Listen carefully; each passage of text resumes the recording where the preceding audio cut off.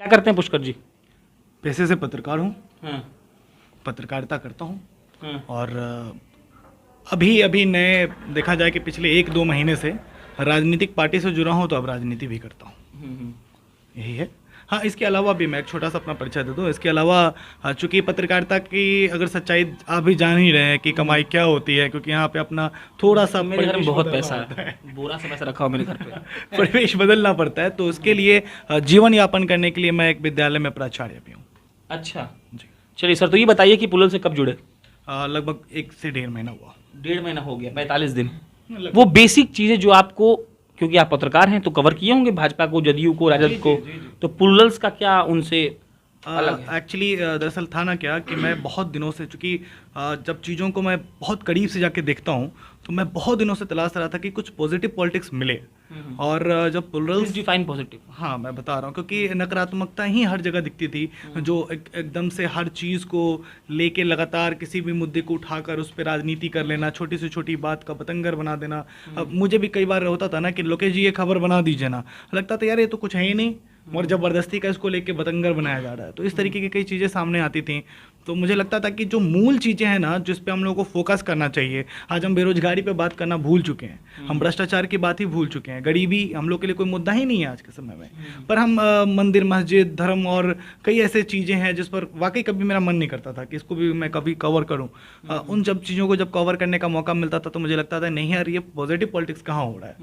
तो मैं तलाश में था, और पुलिस के बारे में जब मुझे जानकारी मिली, तो मैं देखा कि नहीं चलो देखता हूँ पहले है क्या। मैंने बहुत शुरू में मैंने आलोचना भी की थी, क्योंकि जब चीज़ें सामने आती हैं तो लोग जब उसको आप जानने की कोशिश करते हैं, तो कई चीज़ें जब आपको पता नहीं होता है या कम जानकारी होती है, तो आप प्रश्न पूछते हैं। तो मेरे उस प्रश्न को जब मैंने पूछा, तो उसे आलोचना के तौर पर लिया गया था, मगर मैं बहुत सेटिस्फाइड तब हुआ जब मेरे उन तमाम सवालों का मुझे बहुत ही सेटिस्फेक्शन लेवल पर जवाब मिला। जो सदस्य थे, जो यहाँ उस समय प्राइमरी सदस्य थे, जैसे अभिषेक सर थे, सौरभ। कौन है अभिषेक सर? अभिषेक सर मेंबरशिप के आप हैं सर?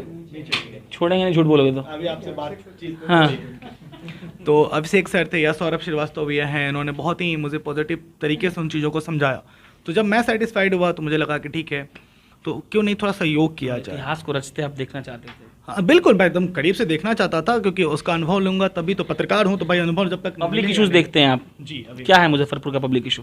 अंबार है, अगर इशूज की बात करें तो अंबार ही अंबार है। पहला। चलिए, मैं सबसे पहले तो मुजफ्फरपुर में जल जमाव, सबसे पहला जल जमाव। दूसरा जो है वो ट्रैफिक, तीसरा है प्रदूषण, तो चौथा है प्रदूषण। तो यार हर जगह नहीं प्रदूषण में एक्चुअली मैं इसलिए बोल रहा हूँ क्योंकि मुजफ्फरपुर, उपाय बताइए। हाँ उपाय भी है मेरे पास। अगर आप सबसे पहले मैंने जो नाम लिया जल जमाव, यहाँ के अगर ड्रेनेज सिस्टम की अगर बात करें, वो सारा का सारा जमा पड़ा है।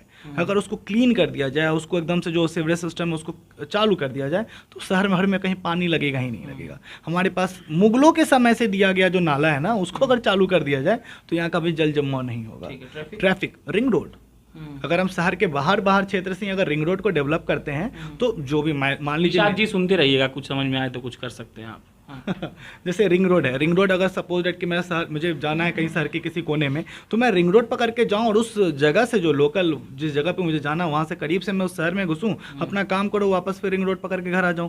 ट्रैफिक, हाँ प्रदूषण को लेकर जैसे यहाँ पर क्या है कि जितने भी ऑटो चलते हैं उनका रजिस्ट्रेशन नहीं है। मैं सबसे पहले उन जो ऑटो चल रहे हैं उनको रोकूं, क्योंकि उन्हीं से ज़्यादा वो धुआं देते हैं, सब धुआं निकलता रहता है, गाड़ियाँ चलती रहती हैं, कोई रोकने वाला नहीं है। मुजफ्फरपुर में 5,000 ऑटो है, एक घर के आदमी में 5 आदमी है, 25,000 लोग भूखे मर जाएंगे। नहीं, मगर आप रजिस्ट्रेशन तो उसका कम से कम प्रक्रिया है, आप रजिस्ट्रेशन कराएंगे, पॉल्यूशन उसका आप जांच कराएंगे। उसके अलावा भी यहाँ पे कोई सिस्टम नहीं है, जिसको मन करता है जहाँ पे मन किया अपना आग लगा दिया, धुआं पर जो कचरा है ना, हमारा कचरा का जो अंबार लगता है सड़क के किनारे, उसमें बस डंपिंग में आग लगा दिया। तो इन तमाम चीज़ों पर हम लोग देखिए ध्यान तो देना पड़ेगा ना, कभी ना कभी तो कोशिशें करनी पड़ेगी। तो इन चीज़ों को अगर हम प्लांट वे में करें, तो सब कुछ का सॉल्यूशन है। सॉल्यूशन तो हमारे अपने आस पास में है। Last inside story, as a पत्रकार क्या फील कर पा रहे हैं पुरल से? देखिए, बहुत पॉजिटिव थिंकिंग है, बहुत पॉजिटिव।